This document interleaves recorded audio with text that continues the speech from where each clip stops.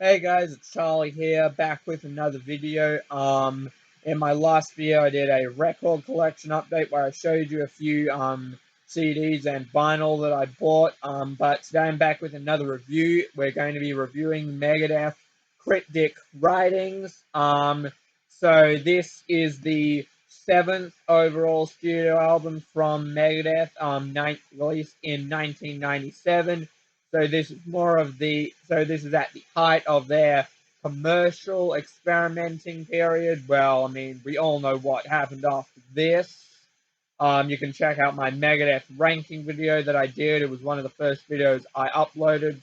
So, where I talked a bit about this and the album that came after it, and, well, all the Megadeth albums, I ranked them from my least favorite to my favorite.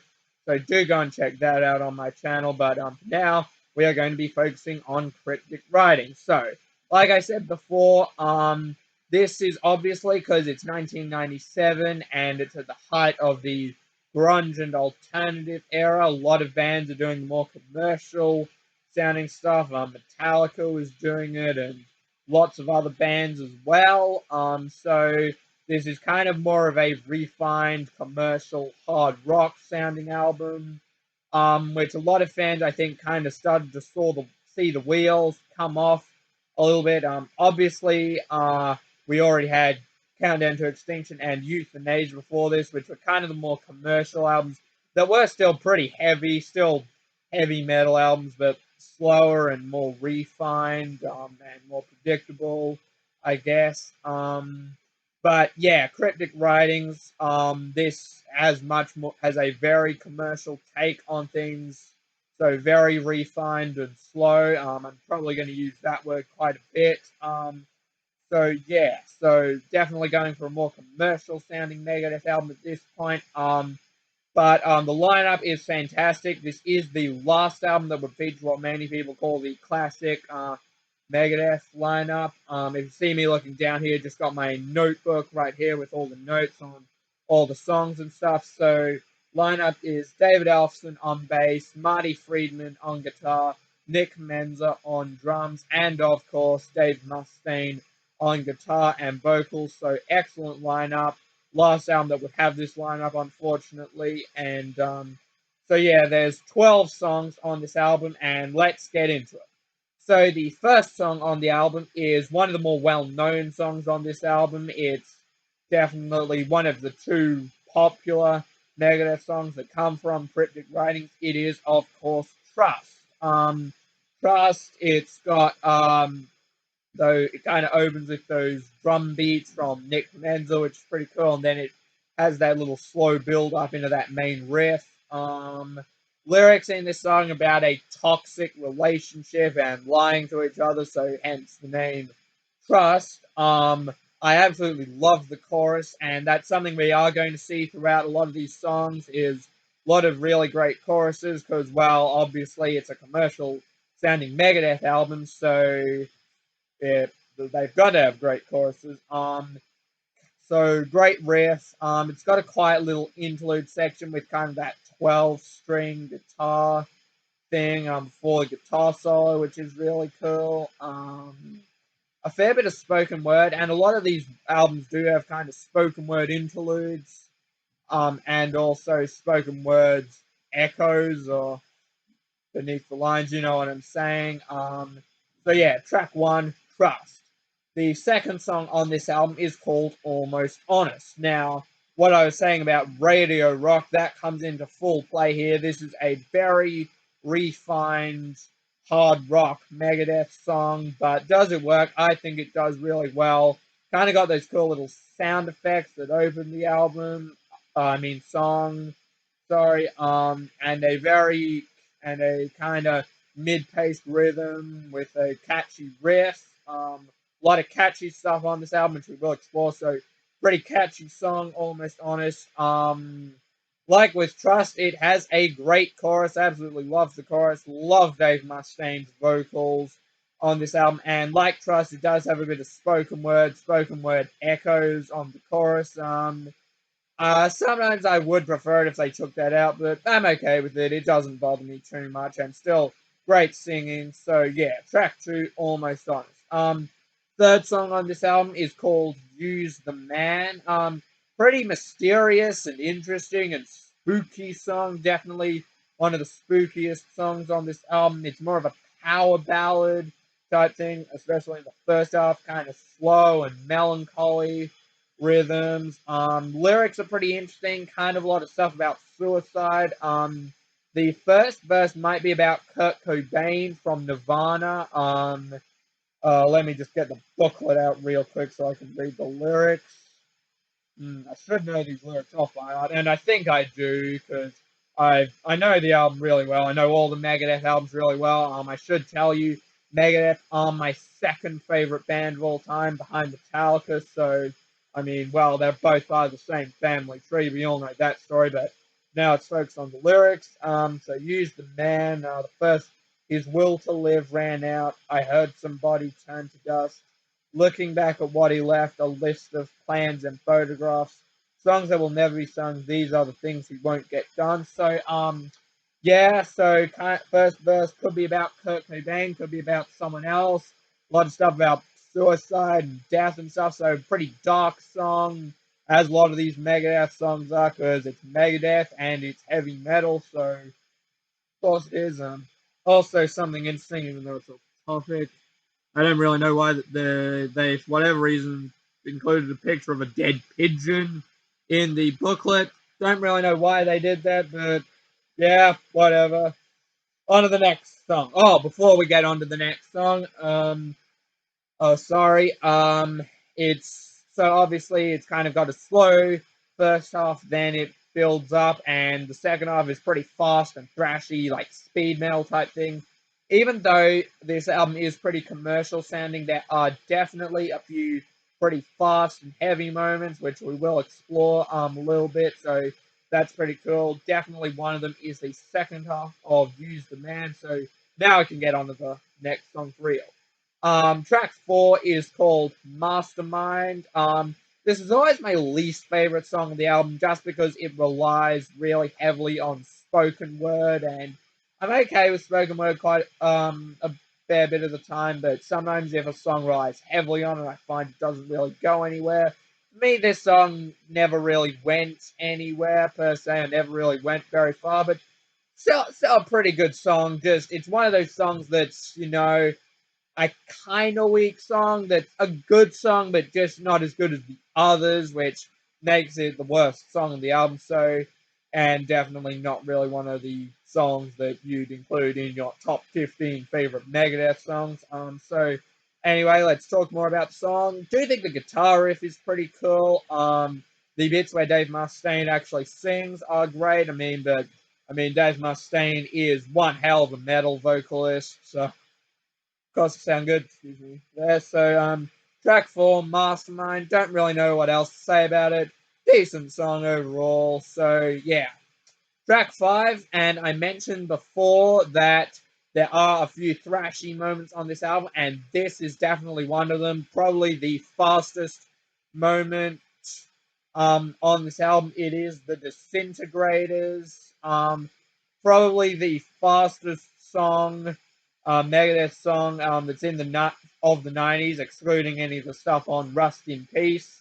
So, yeah, really fast song. Kind of a short song at only 3 minutes long. Great drumming from Nick Menza. Also pretty cool fast guitar solo from Marty Friedman. So, yeah, really fast, thrashy song that Disintegrators with great musicianship overall. So, pretty good song. And track 6 is called I'll Get Even. Now, obviously, this album is kind of divided into the thrashy moments like the Disintegrators and the slower and more refined commercial moments such as Almost Honest. And this is definitely one of the more commercial songs. I'll Get Even. Really cool, catchy song, as a lot of these songs are. I think they were definitely going full on grunge type of thing. It's kind of got that effect with the slow and eerie, quiet choruses, but verses, but with the big, loud choruses. Not a whole lot of riffing going on in it. Just pretty basic song, but a good song. Very good song. Lyrics are about a revenge plan. Really like the bridge section. That is absolutely killer. Really memorable melodies and hooks on this song, as there are throughout this album. So, and as in this song, track 7, which is called Sin. Uh, Again, kind of a short song, only 3 minutes long, and a more refined song. I'm using that word refined quite a lot because, well, that's what this album is. It's a refined commercial hard rock Megadeth album, and song is called Sin. Really great, catchy riffs. Which is good. Good guitar solo in the middle from Dave Mustaine and Marty Friedman, which is really good. So yeah, a lot of great riffs and hooks in a pretty short song. So yeah, really great stuff. And track 8, we've got another commercial refined song. This is the longest song on the album, at about 5.5 minutes long. It is A Secret Place. So The Secret Place, really awesome riff, killer chorus, love the chorus on this song. Also a great guitar solo as well, so awesome structure, a lot of really great stuff that comes together really well. As for the lyrics, they're about getting trapped in a place inside your head and losing touch with the outside world, thus the secret place that you like to go. A secret place, that's total. So yeah, track 8, A Secret Place. Track 9, got a criminally underrated song here. Always absolutely loved this song. Always thought it was one of the best songs on this album, and really underrated. If I were to do an underrated Megadeth songs video, this would be on it. Song is Have Cool Will Travel. Yeah, really great stuff. It opens with a harmonica, which is used throughout. That's kind of an experimental thing for Megadeth to do, using a harmonica, which opens the album. Then it has a bludgeoning riff, really great drumming from Nick Menza, pretty heavy. Um, Dave Mustaine's vocals are spectacular on this song, really fantastic. And the lyrics are pretty interesting. They're about violence in schools and school shootings and kind of parents packing lunches as if it's a normal day and kids packing guns, and how in the school of life there are no rules and how you can expect anything to happen. So yeah, that's pretty cool. So yeah, track 9, Have Cool Will Travel. An interesting thing about the title of this song. Apparently it was inspired by Dave Mustaine. Had a dream about when Nick Menzel was leaving the band, and Have Cool Will Travel was the last thing he said. And ironically, Nick Menzel would leave the band after this album and was replaced by Jimmy DeGrasso. So, yeah, track 9, Have Cool Will Travel, criminally underrated song. Alright, so the last 3 songs on this album are definitely 3 of the fastest songs, pretty fast speed metal to close out the album. Track 10 is the other really popular song on the album. It is, of course, She Wolf. Absolutely fantastic main riff, which is great. Use a bit of dual guitar moments, especially at the end. Absolutely killer chorus. Love the chorus in this song. Again, more of a heavy speed metal type thing. One of the fastest songs on the album, and great guitar solo at the end.